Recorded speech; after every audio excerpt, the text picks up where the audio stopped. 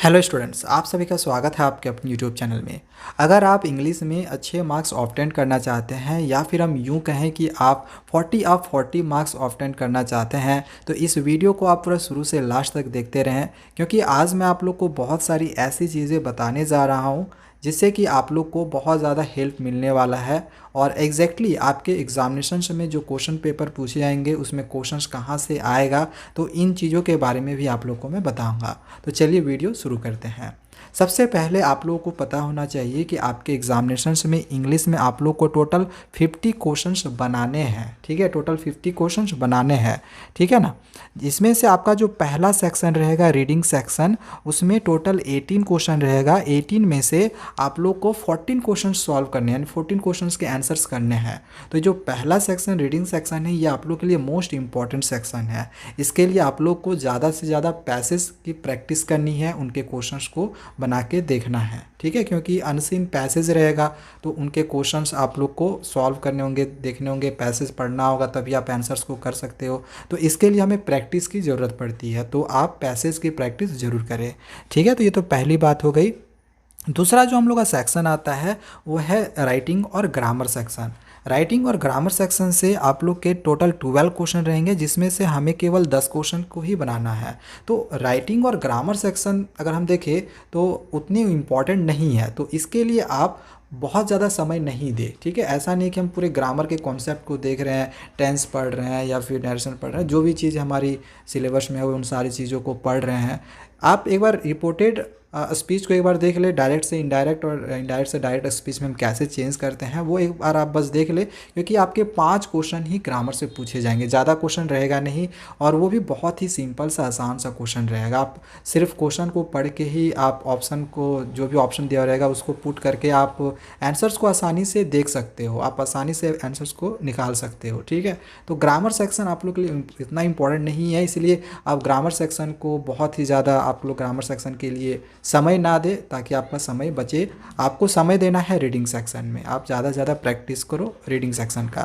ठीक है, और राइटिंग सेक्शन में भी आप लोग के आसान आसान क्वेश्चन आएंगे, जो लेटर राइटिंग हम लोग सीखते हैं, चाहे वो न्यूज़पेपर एडिटर के लिए हो या फिर उसका जो फॉर्मेट होगा, तो उन चीज़ों के लिए आप बस 10-15 मिनट आप लोग समय दे दें और राइटिंग सेक्शन वो देख ले। लेकिन राइटिंग और ग्रामर के लिए आपको ज़्यादा समय नहीं देना, आधा घंटा या 15-20 मिनट ही आप लोग के लिए काफ़ी है। ठीक है, तो ये तो हो गया रीडिंग सेक्शन भी राइटिंग और ग्रामर के लिए, कि आपको ज़्यादा समय नहीं देना है, इसमें आपको ज़्यादा समय का वेस्ट नहीं करना है।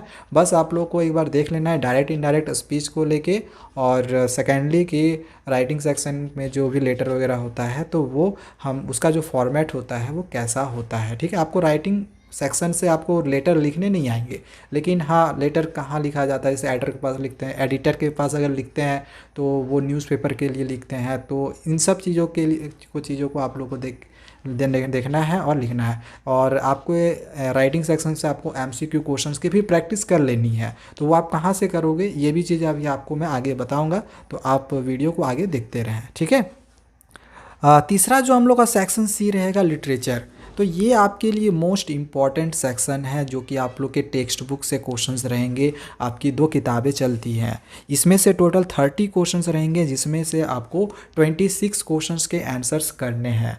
26 आप समझ रहे हो कि आपको जो 50% क्वेश्चंस आप लोग की आ रही है वो आपके टेक्स्ट बुक से ही आ रही है, तो आपको ज़्यादा से ज़्यादा आपको आपकी टेक्स्ट बुक को पढ़ने की ज़रूरत है।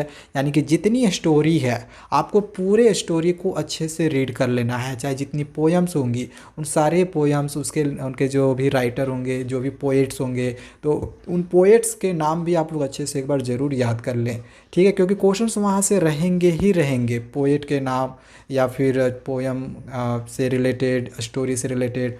मैंने ऑलरेडी पोएम का और स्टोरी का वीडियो बनाया हुआ है, अगर आपको स्टोरी समझना होगा कम समय में तो आप समझ सकते हो। पॉइंट वाइज मैंने 5 से 7 मिनट के अंदर ही सारी स्टोरी को समझाया हुआ है। डिस्क्रिप्शन पे मैं लिंक दे दूंगा, टर्म 1 के जितनी भी स्टोरी होंगी उनका लिंक मैं दे रहा हूँ, अगर आपको समझना होगा तो जाके समझ सकते हो। ठीक है, तो ये तो सारी चीज़ें हो गई कि किस तरह के क्वेश्चन आएंगे और आपको किस सेक्शन में ज़्यादा ध्यान देने की ज़रूरत है। अब अगर हम बात करें कि अगर हम रीडिंग सेक्शन की अगर हम प्रैक्टिस करनी है हमें और क्वेश्चंस कहाँ से हमारे एग्जामिनेशन में आ सकते हैं, तो उसके लिए मैं आप लोग को एक पीडीएफ लिंक दे रहा हूँ। आपको अगर क्वेश्चंस की प्रैक्टिस करनी है रीडिंग सेक्शन की, तो आपको बहुत सारे पैसेजेस मिल जाएंगे। उन पैसेजेस को आप लोग बना सकते हो, और एक पैसेज नहीं, आप लोग को 10 20 50 पैसेज भी देखने को मिलेंगे। आप जितने ज़्यादा पैसेज की प्रैक्टिस करोगे आपके मार्क्स भी उतने अच्छे आएंगे। रीडिंग सेक्शन में क्या है कि हमें रीड करने के लिए दिया जा रहा है, रीडिंग सेक्शन में ही जो रीड किए वहीं पे आंसर छिपा हुआ है, आपको देखना है, पढ़ना है और आंसर्स करने हैं। तो जब तक कि हम इसमें प्रैक्टिस नहीं करेंगे तब तक आप अच्छे मार्क्स नहीं ला सकते हो। और रीडिंग सेक्शन के लिए हम लोग की जो रीडिंग स्किल होनी चाहिए वो भी अच्छी होनी चाहिए, और रीडिंग स्किल तभी आप अच्छी होगी जब आप रीड करोगे। ठीक है, तो आप एक बार ज़रूर जाके रीडिंग सेक्शन यानी पैसेजेस के क्वेश्चंस को बनाएं और उनको सॉल्व करें। ठीक है, उनके क्वेश्चंस को ज़रूर बना के देखें। इसके बाद हम लोग का जो दूसरा सेक्शन अभी मैंने बात किया कि ग्रामर और राइटिंग सेक्शन, तो इसमें आपको ज़्यादा समय नहीं देना है जैसे मैंने बोला, और नॉर्मल से सिंपल सा आपको इस तरह से गैप फिलिंग टाइप्स में क्वेश्चंस आएंगे। सिंपली आप लोग को यहाँ पे जो भी फिल करना है इन चारों में से कोई भी एक आपको यहाँ पे फिल कर देनी होंगी। ठीक है, तो ये आपका बहुत ही ज़्यादा हार्ड नहीं आएगा, आप आसानी से इन क्वेश्चंस को बना सकते हो। फिर भी अगर आपको प्रैक्टिस करनी होगी तो उसी पीडीएफ में आपको क्वेश्चंस मिल जाएंगे, क्वेश्चंस भी है और वहीं पे एक लिंक दिया होगा या फिर नीचे ये आंसर्स होंगे, तो आप क्वेश्चंस आंसर्स दोनों को देख सकते हो और अपने आंसर्स को चेक कर सकते हो, जो भी आपने आंसर्स कर रहा है वो सही से हो रहा है या फिर नहीं। ठीक है, तो ये तो ग्रामर सेक्शन से हो गया। राइटिंग सेक्शन से भी अगर आप देखो तो इसमें भी बहुत ही सिंपल सा आपका क्वेश्चन दिया हुआ है, और ऐसे ही क्वेश्चंस आपके एग्जामिनेशंस में भी आएंगे।